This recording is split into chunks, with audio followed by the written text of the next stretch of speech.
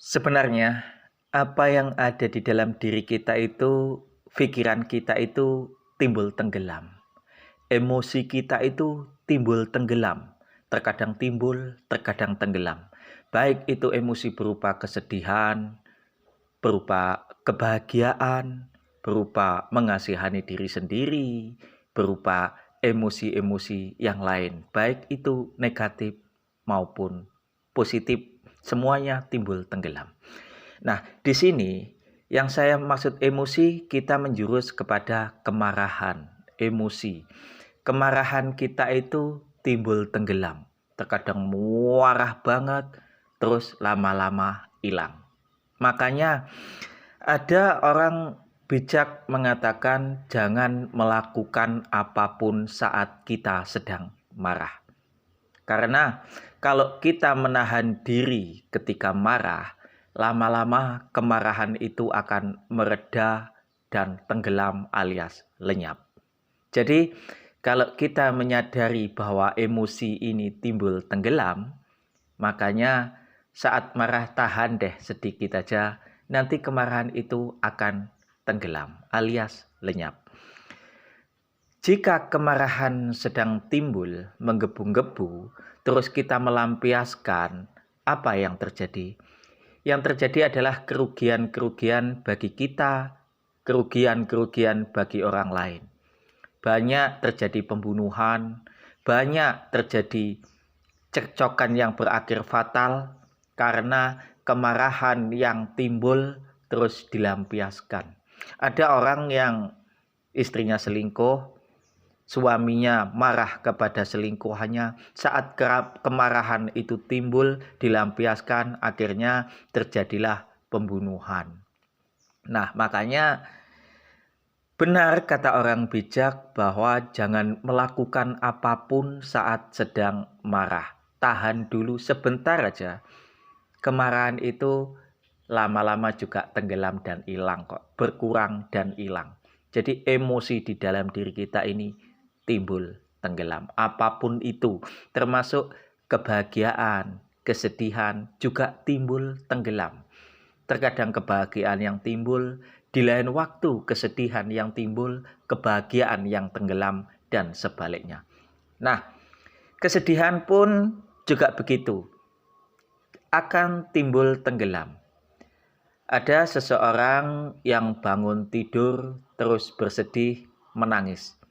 Terus dia memikirkan kesedihannya, sehingga kesedihan yang timbul itu dia pikirkan terus, akhirnya dia ini nelongso dan menangis. Ada sebuah cara, kata orang, agar kita tidak tenggelam di dalam kesedihan yang lagi timbul. Bahasanya sulit ya diterima. Agar kita tidak tenggelam di dalam kesedihan yang sedang timbul. Nah, saat kesedihan ini muncul, saat kesedihan, kemarahan, kesedihan muncul, ambillah cermin dan tersenyumlah. Itu akan, kalau saya pribadi, itu sangat mempercepat tenggelamnya kesedihan, kemarahan. Saya pernah,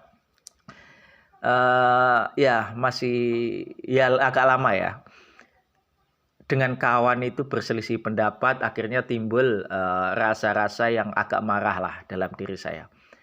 Saya ambil cermin, saya tersenyum, hilang tuh.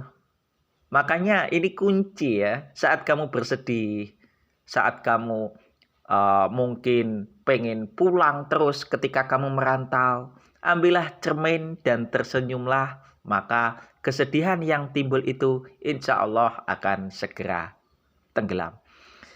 Sejatinya apa yang saya katakan ini kembali kepada permainan pikiran kok, emosi kita kok. Semua yang terjadi di dalam emosi dan jiwa kita ini timbul tenggelam. Tidak ada yang abadi, tidak ada yang kekal. Kebahagiaan itu tidak abadi, kesedihan juga tidak kekal, kemarahan tidak abadi, terus kemurungan juga tidak kekal. Semuanya bergantian timbul tenggelam, bergantian waktunya. Kadang timbul tenggelamnya ini membutuhkan waktu yang lama, tapi terkadang juga secepat kilat.